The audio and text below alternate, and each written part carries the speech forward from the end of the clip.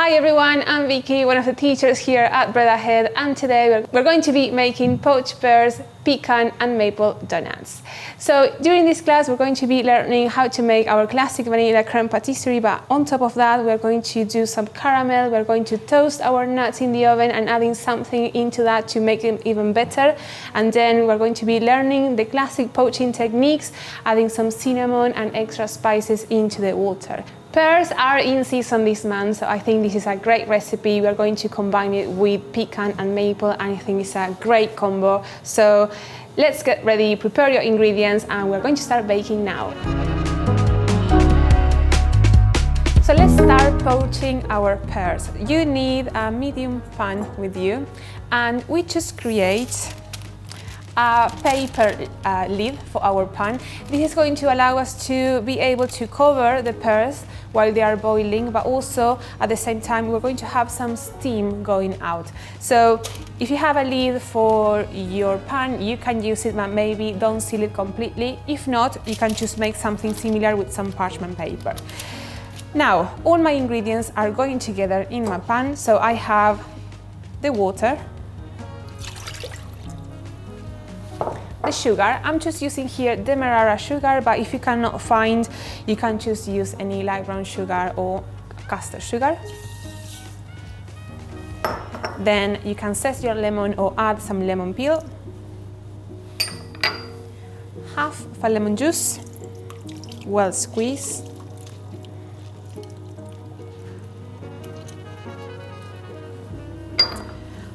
Cinnamon stick, one is enough. And then the star of the show, the pears.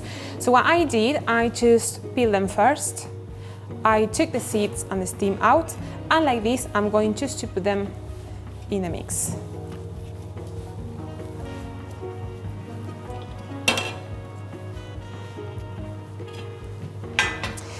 Okay, so like this, I'm going to place the paper on top, and we're going to put them on a medium heat until boils. When it's boiling, we are going to reduce the heat, and we're going to keep them poaching until they are soft. Not too soft, we want to keep a bit of a crunchy in them. So you need to be able just to gently pierce each pear with a knife, enough. So paper on top, and like this on a medium heat until boils. So while my pears are poaching, we are going to preheat our oven at 160 degrees fan. That's going to be to roast slightly our pecan nuts. So my oven, fan, 160. So it's been about 7-10 minutes since I put my pears in, and they are ready. So let me just show you. I will take this out from the heat, and lifting the paper, I can pierce them gently, and they're perfect. So they are going to cool down in the same liquid. So keep everything as it is right now on the side, and once it's completely cooled down, we're going to drain them.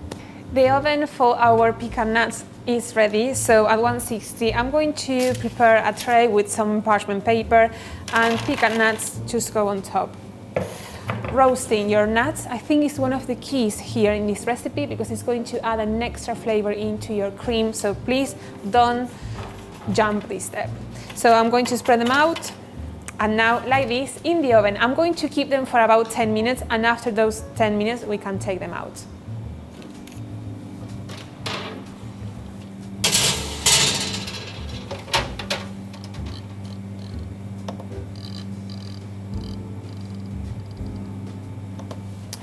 While the nuts are roasting, we are going to move on to our next step, which is working with the maple syrup.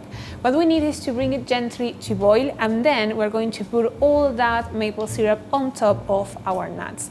So I have here the maple syrup in a small pan.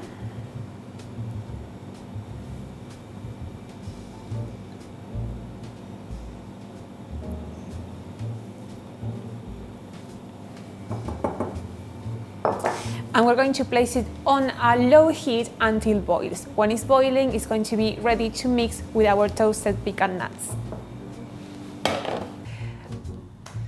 Okay, so after 10 minutes of roasting our nuts, we are going to take the tray out from the oven.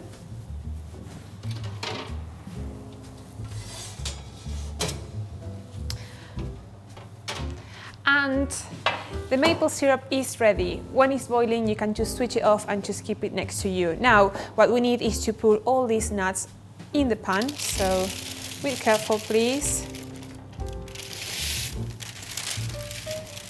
Just the big ones here.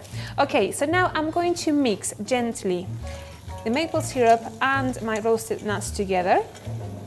And all this needs to go back in the oven approximately for another 7 to 10 minutes. You're going to be able to see how the maple syrup is evaporating from the nuts, and then is when you can just take your tray out from the oven. So please keep your oven at 160. This goes back on the same tray.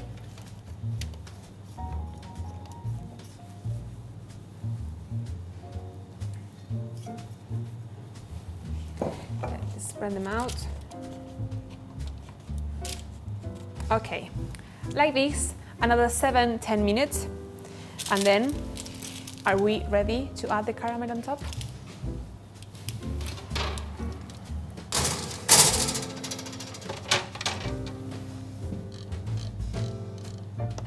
Our pecan nuts are almost ready, so what I'm going to prepare now is the dry caramel. What we need for that is just a small pan and the sugar. We're not going to be adding any water here, so I'm going to spread gently all that sugar on the base. And keep your pan on a low-medium heat. Don't stir it, just keep it in the heat, and when it's getting that nice light golden color, we can just switch it off. So I'm going to put this now in a low-medium heat, and once you can see that light golden brown, that's it. We can just switch it off.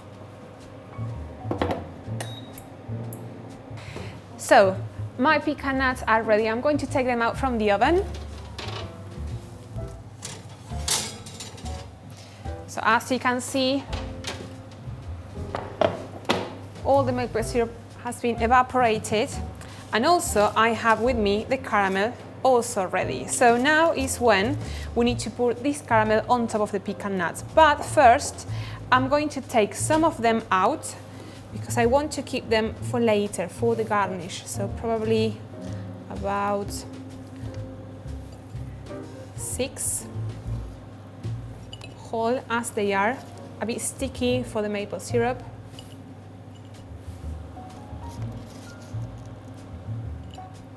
Okay, so this is going to be for later, and now on top of my nuts I'm going to pour my caramel.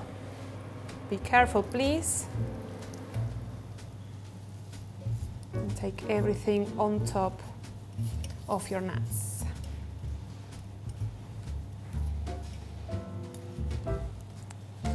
Okay, so now once the caramel is on top, we are going to keep the tray as it is to cool down, and when it's completely cooled down, we're going to use a blitzer and make kind of like a powder just to incorporate it into our vanilla creme pat.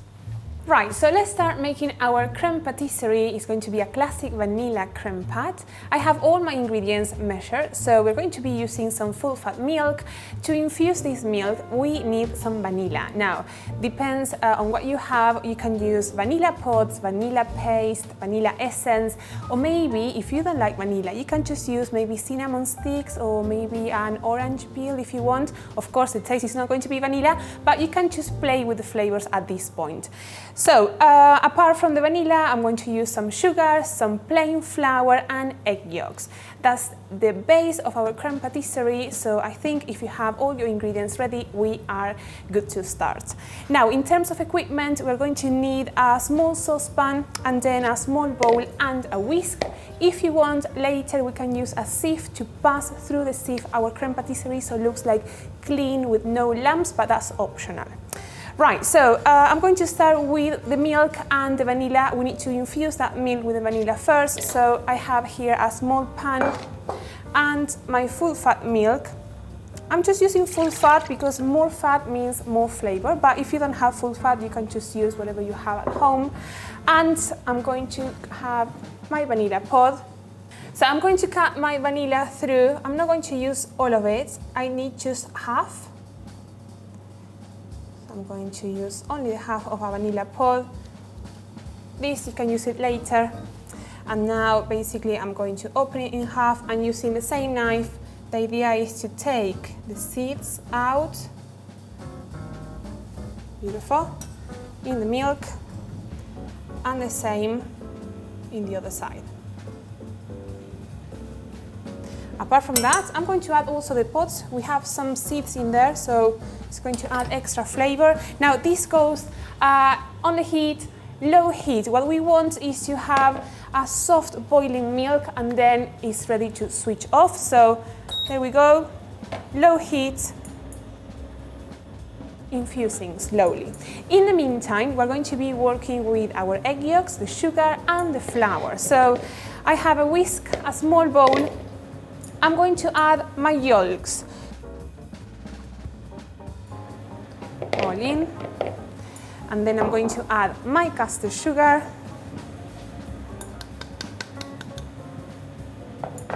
And the plain flour. Now, if you want to make a gluten-free creme patisserie, you can use corn flour, but corn flour is more powerful to set the creme pat. So I will say you can just use half of the amount that you have in the recipe.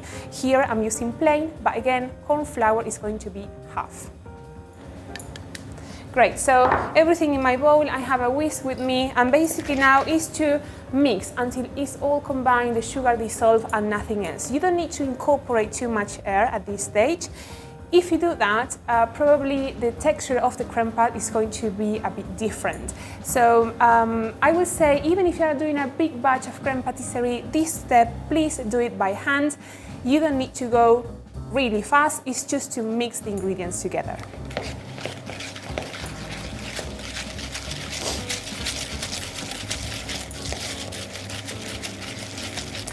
Now, at the beginning, this looks a bit stiff, more like a paste, but trust the process and keep mixing. The sugar slowly is going to start dissolving, and everything is going to combine into a smooth paste.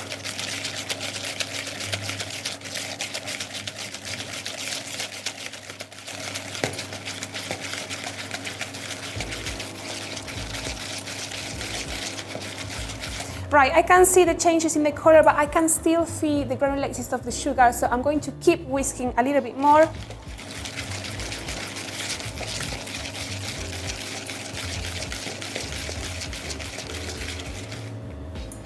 Beautiful.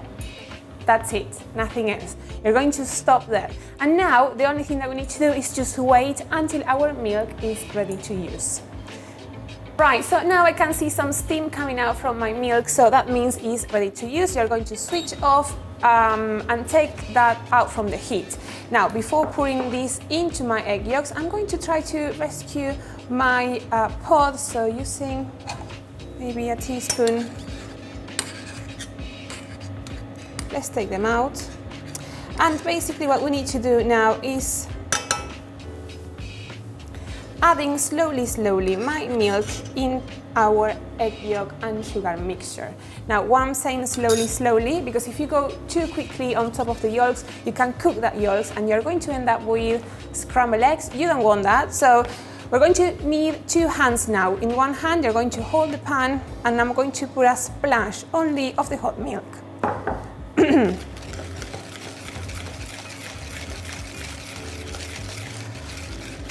So once you have the first splash of the milk all incorporated, we can just go for the second one and keep mixing.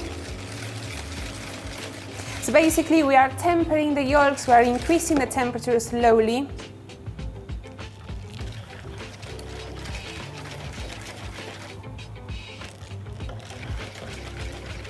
And now everything can just go together.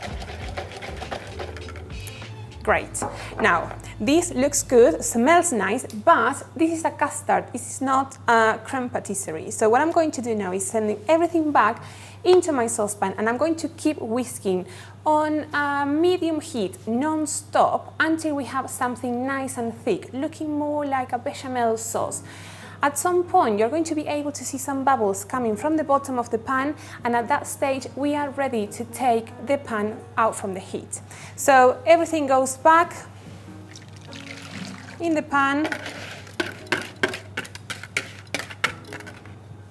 I'm going to keep the bowl for later, then heat, medium heat. And please stay close and keep whisking until our creme pad is nice and set.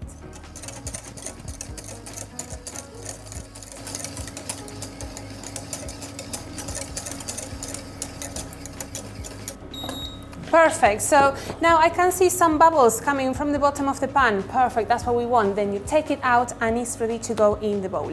Now, if you can see at this point too many lumps, you can just grab a sieve. I have one. And I'm going to reuse the same bowl that we used before. And the idea is to pass everything through a sieve so we have a nice smooth creme pad ready for our donuts, our cakes, or for whatever you want to use it later. So everything goes on top.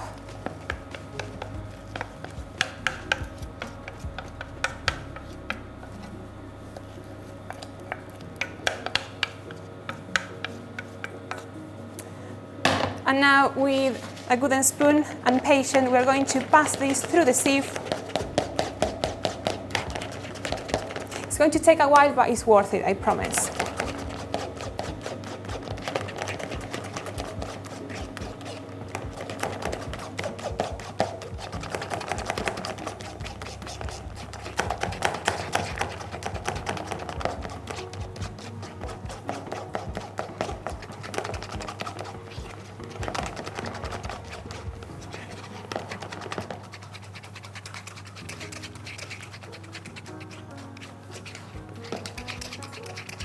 Okay, so I'm just having now a creme pad free from lumps.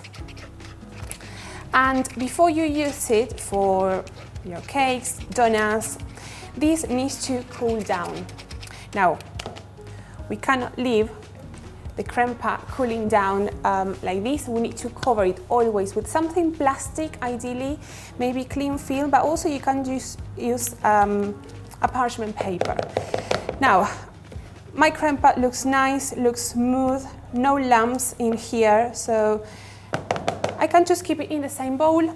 I have a piece of cling film with me. So the idea of the cling film is to be exactly on top of the creme pad, covering all the surface, nice and tight. So once you have the cling film on top of your creme pad, I'm going to leave it for about 15 minutes to cool down, and then you can keep it in the fridge up to 3 days. Then you can just use it for any desserts, any cakes, pastries that you want to make. So I have now my pecan nuts ready with that caramel on top. It's completely cooled down. So what we're going to do now is just put everything into a blender until you have small pieces of pecan nuts and caramel. Once you have a powder, we're going to mix it into our vanilla creme pad. So everything goes now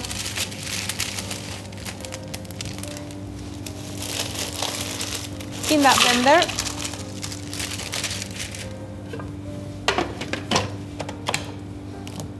Okay, so now these ones are ready. Let's see what we have inside.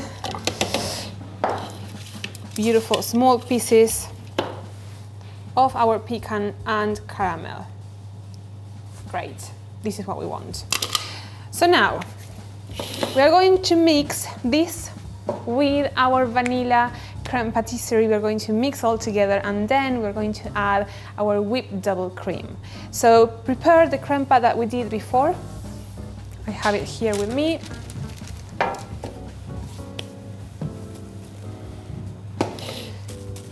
Nice and cool down. Let me just take cling film over the top. And now with a spatula, I'm going to incorporate these bits into my cream.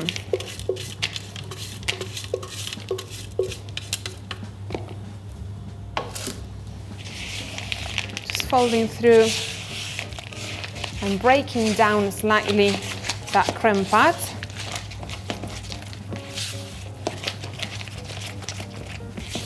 And we can see slowly how this is getting that brown color from the caramel, from the nuts, and the smell is also really good.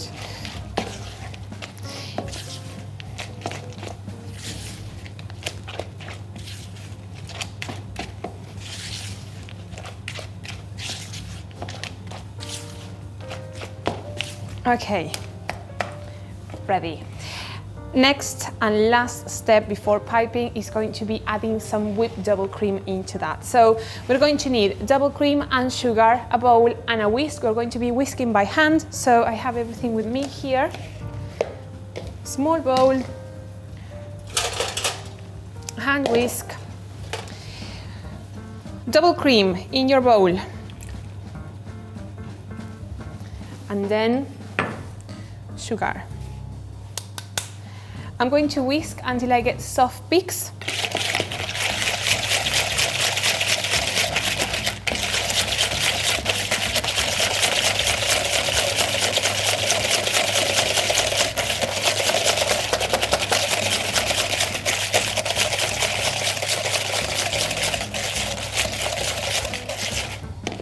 Perfect. And this now is ready to mix with our vanilla creme pie.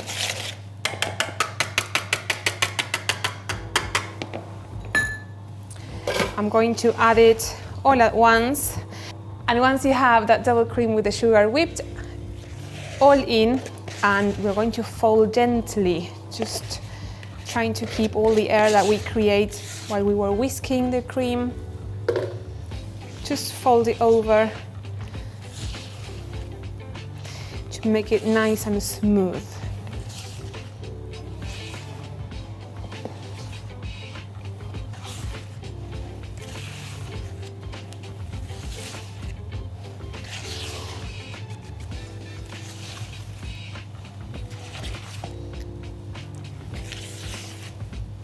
Beautiful.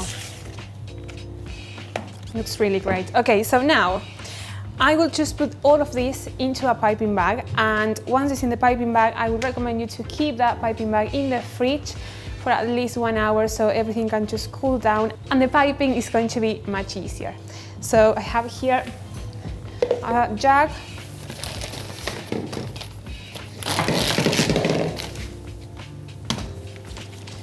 and a piping bag.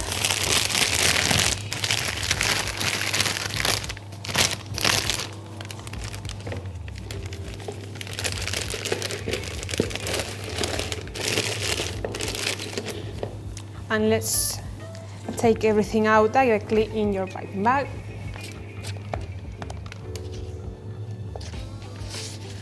Scrape and clean as much as you can.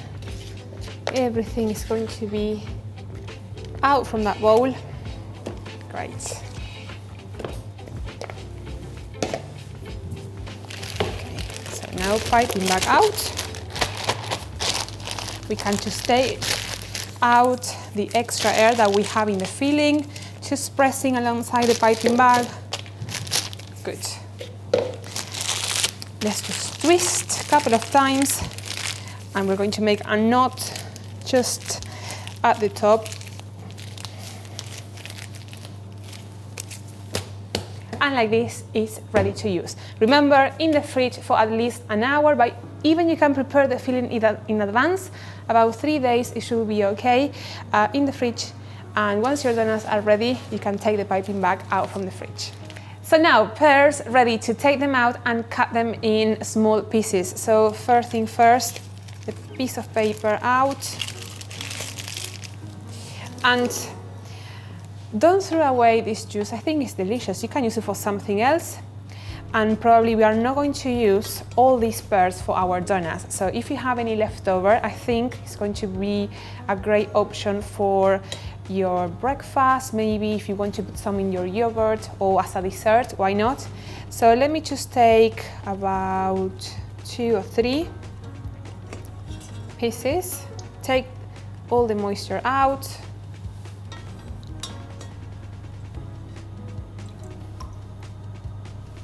Okay, and I'm going to keep the other 3 for later. With a nice knife, I'm going to cut each half in half again. And then each half in half.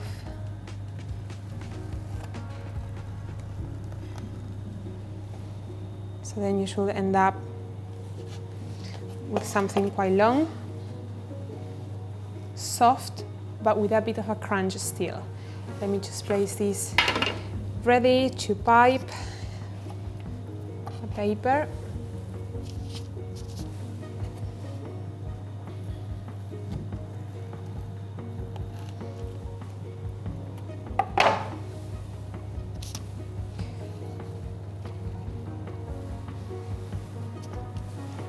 And if you want, you can also put maybe a napkin underneath your tray just to absorb the excess of liquid.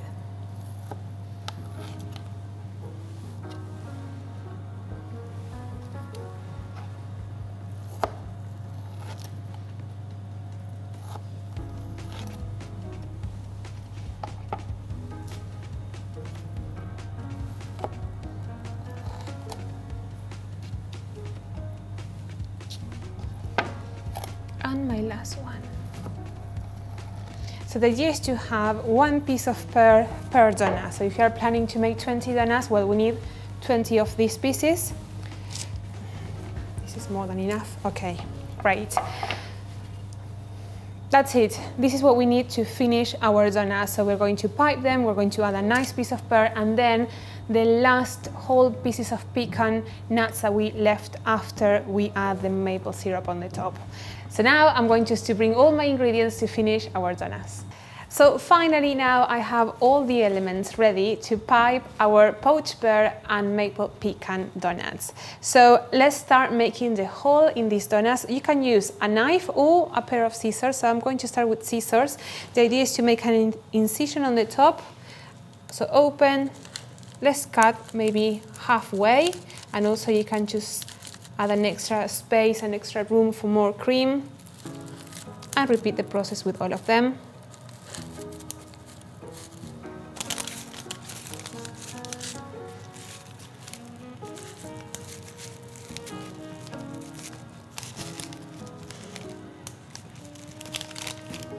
Okay, so now once you have the hole in all of them, I'm going to grab my piping bag and I'm going to cut the top for about maybe 2 centimeters. And holding the piping bag from the top, we're going to go inside the donut and just pipe until you reach the top.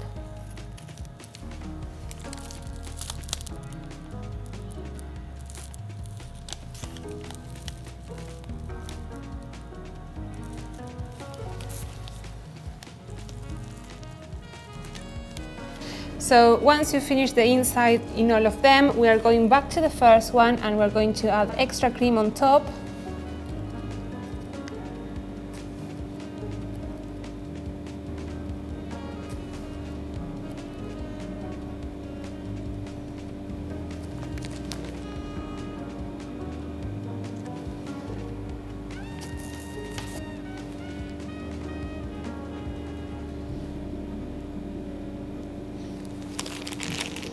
And on top of this cream, we have the poached pears with me, so we can just cut them maybe into thirds and just stack some of those pears on one side, and in the other side a nice pecan.